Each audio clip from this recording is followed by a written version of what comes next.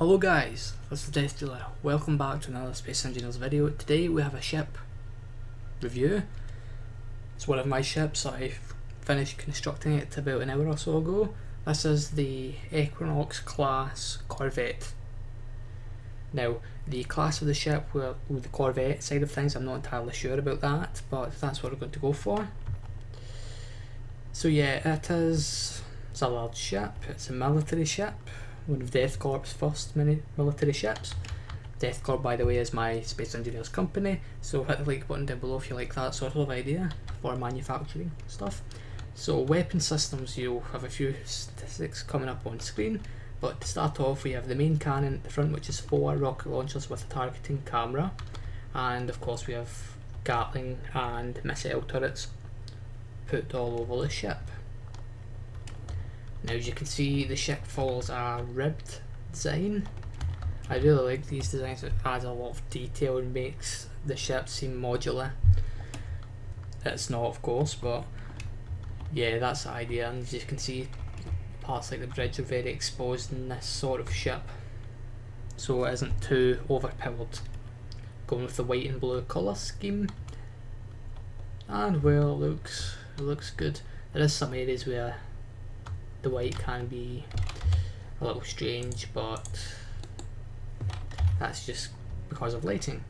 So yeah, it's got ion and hydrogen thrusters, so it can go in atmosphere for a short time, but it can't land, and even if it does go in atmosphere, it's very, very bad.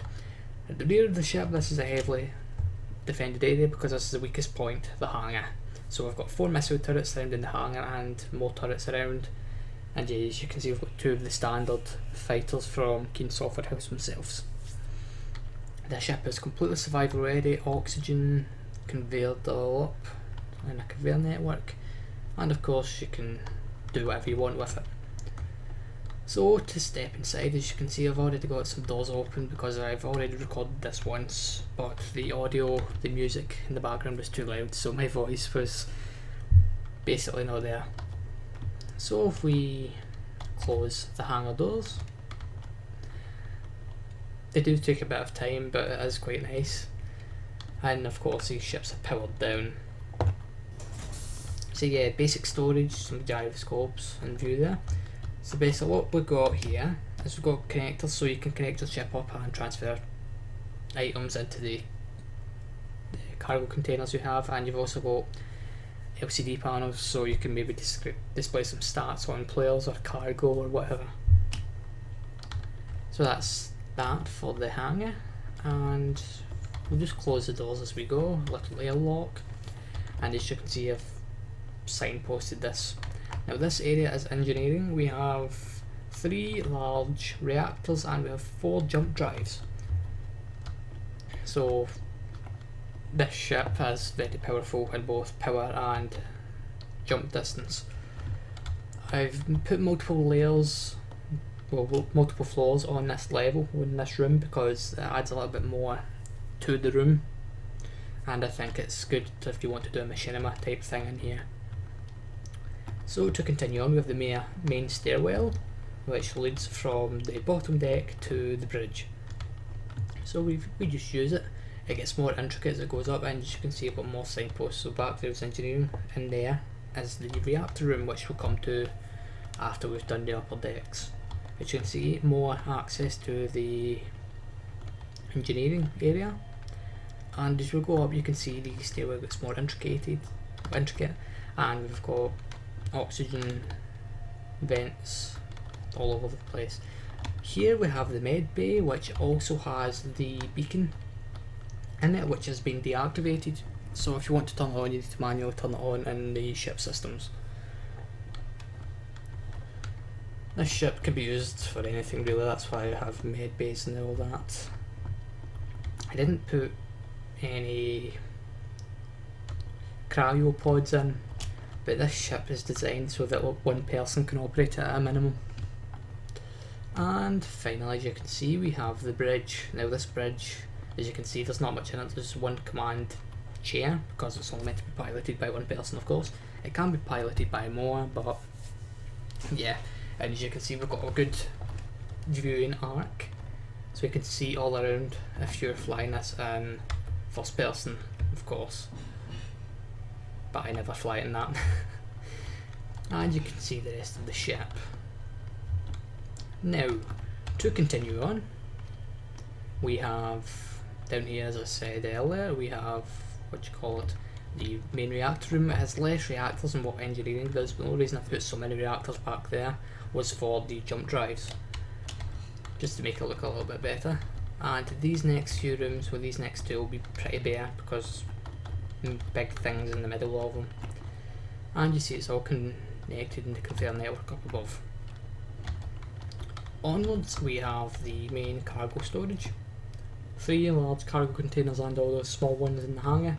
They're all connected up so you can access all this stuff from the hangar if you wish.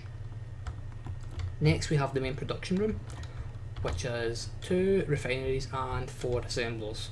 Now you can only access the assemblers through the refinery, so my apologies, only noticed that earlier, but I'm not replacing them because I actually quite like this and it's a little bit easier. So if you want to add, say, some upgrades, you may be able to do it with the refinery, but I wouldn't recommend it because you may have stuff poking out the side of the ship, so if you want to keep the design the way it is, I wouldn't. Next we have the main oxygen area, so oxygen production and storage. See it's pumping some more oxygen. We have another command chair and another gravity generator because the ship's so long that the gravity can't reach from one side to the other. Well, I haven't configured anything, this is a standard generator properties. Onwards we have the last room in the ship. This is the maintenance area. Well, I wouldn't really call it maintenance, but I've just named it that anyway. So you've got direct access to the main cannons, which is just beyond these conveyors here, and you've got access to some more weapon systems around.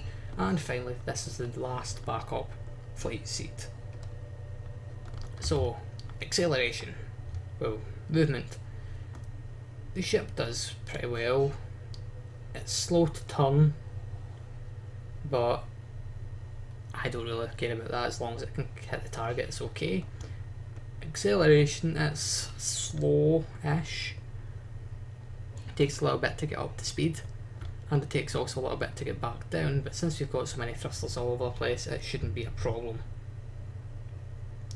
The other problem I have is the hangar is very small, so if you have more than one ship in it, it can be very difficult to get out. So that's the only thing with it. But I guess that is it for this ship review.